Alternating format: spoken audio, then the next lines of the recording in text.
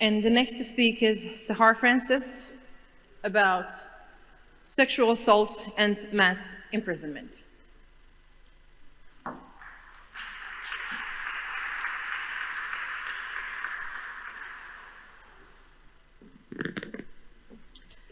Good afternoon.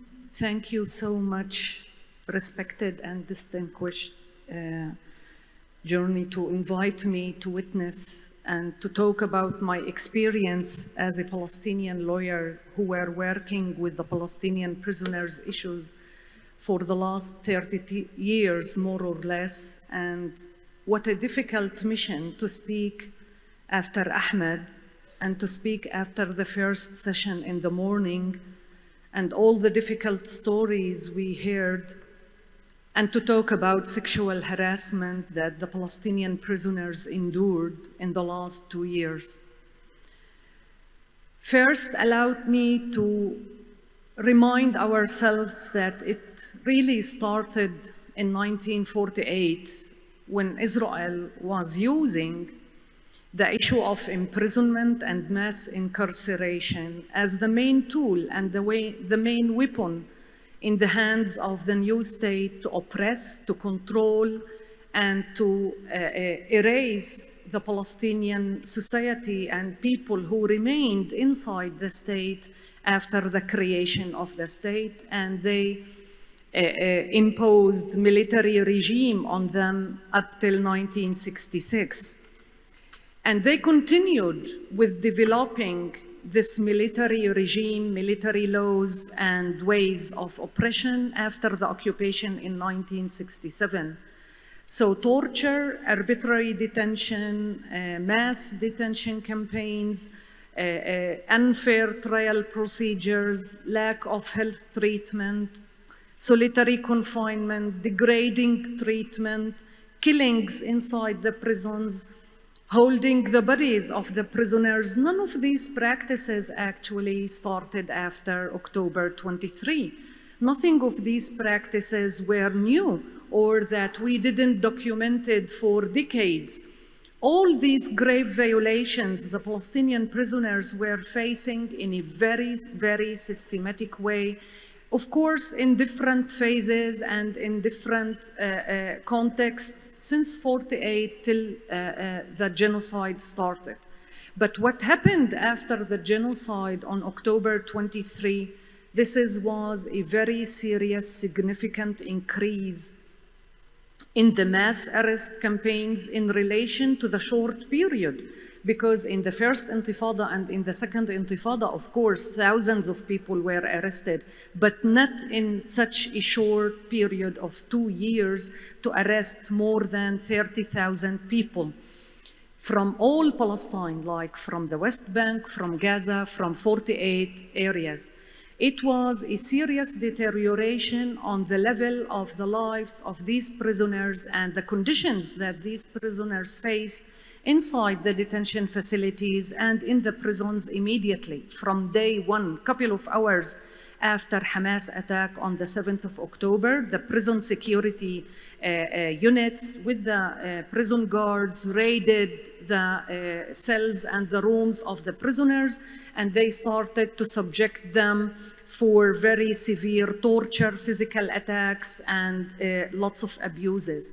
The total number of the prisoners before the 7th of October was 5,200 people. Currently, there's 9,100. This is after releasing almost 2,000 in the exchange deal last week. This includes 400 children that they are still in prison. This includes 53 women that they are still in prison. This includes more than 5,000 detainees held arbitrarily without any legal procedures according to the practice of administrative detention and unlawful competent. I can talk actually for hours about the conditions and the severe violations that these prisoners faced after the 7th of October. But I think I preferred, and it's really, believe me, very, very difficult to describe and talk about the level of torture and what they suffered in these months, maybe it's enough to mention that already 80 people died. Just last week, we lost 2 detainees for healthcare, lack of healthcare inside the prison. 80 people died in custody since the beginning of the genocide, where their bodies are still kept with the Israeli prison system. Allow me to read just few of the stories, the testimonies of the prisoners. And me and my colleagues in the Damir Prisoner Support and Human Rights Association, we visited in the last 2 years more than 900 people. So you can imagine the amount of testimonies and evidences and information we collected in the last 2 years. The first testimony is for a prisoner, R.A., I would name him. He was arrested from the Gaza Strip with his son. He was subjected to severe torture at the same place in the spot, beating him on his head and then taken him to the area in the Gaza envelope. On the way, the beating and torture continued. Upon reaching the area in the envelope, his clothes were changed and he was placed in the barracks. The barracks is the local name for the detention facility, for 5 days without being interrogated, without being questioned. After this period, they took him to the interrogation. He was beaten, tortured, and starved. He was made to sit on gravel and was prevented from moving. He was stuck on his face, and one of his ribs were broken. Every moment he made was accompanied by beating. After 3 months, he was taken back for further interrogation. He remained in the same barracks for 80 days, during which he was subjected for beatings and torture, including being sodomized with a stick twice, once at the beginning of his detention and once after 3 months.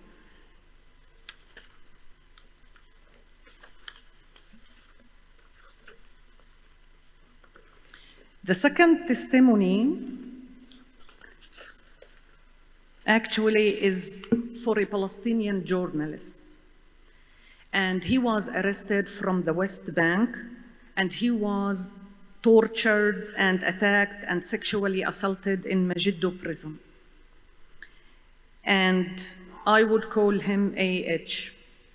It's not the real name, of course.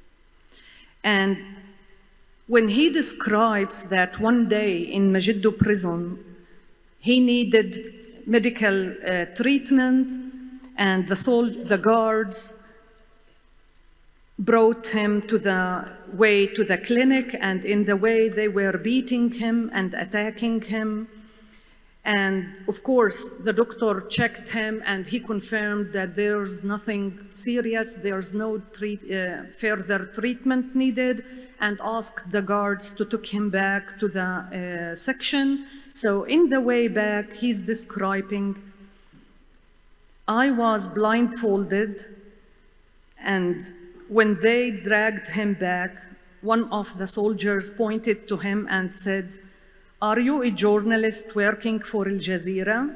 We will bring all the Al Jazeera people here. We will fuck them," sorry, excuse me for this, "and we will fuck their wives and sisters." They began to beat me with extreme violence. I was in severe pain, struggling to endure it. The beating lasted around 20 minutes, a mix of blows, insult, while I lay on the ground. He continues to describe all this painful experience. This continued for around 5 to 7 minutes until I felt them open a gate and push me inside somewhere. My vision was completely gone because of the blindfold. I realized they had taken me into a narrow place, which a very awful smell. Immediately they began removing the lower part of my clothes. While beating me severely, they ordered me, "On your knees, head down." I sat on my knees and lowered my head into the floor. They had with them the magnetometer to do the security, the device that they do the security check. They started to hit him with the magnetometer. Then, to my shock, they tried to insert something into my rectum from behind. Instinctively, I tried to resist, but the pain was overwhelming, and eventually I could no longer fight back. Wherever object they were using, it felt like a stick. I felt they also tried to insert the magnetometer, and he's continuing.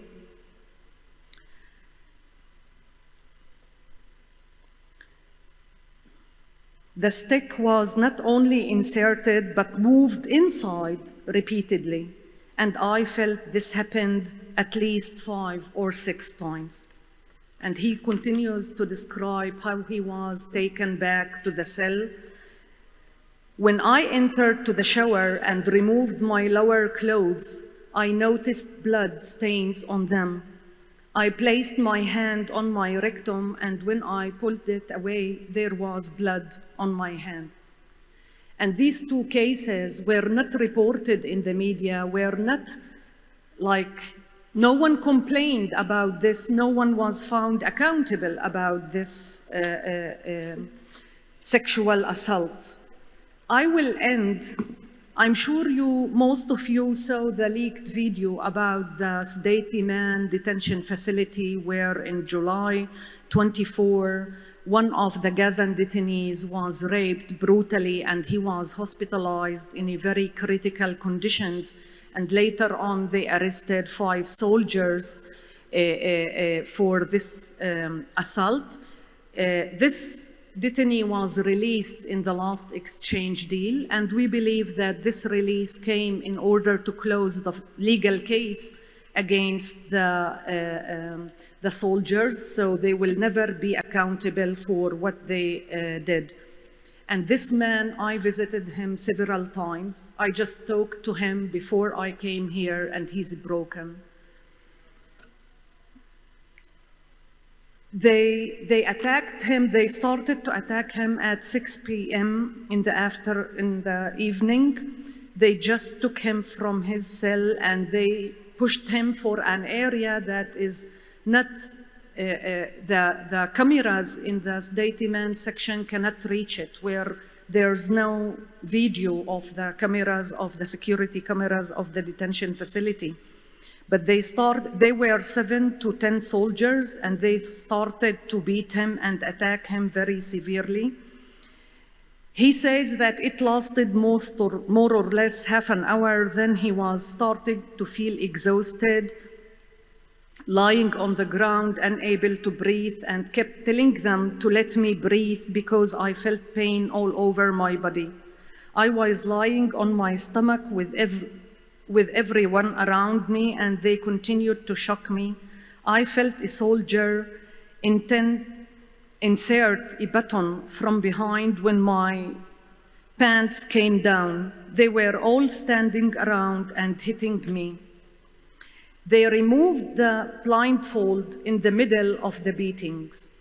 And when I turned around, I saw the soldier that was pushing the button in his anus.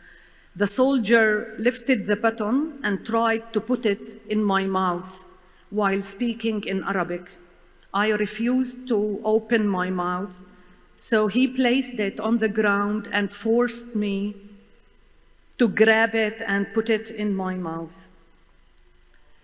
Later, they took him back to his mattress and they told him not to dare to even tell a doctor because otherwise they will come back for him. I will end that without accountability, there's no justice. And this is why it's really very essential that the perpetrators should pay a price for all these grave violations that were committed systematically since 1948 till today. Thank you.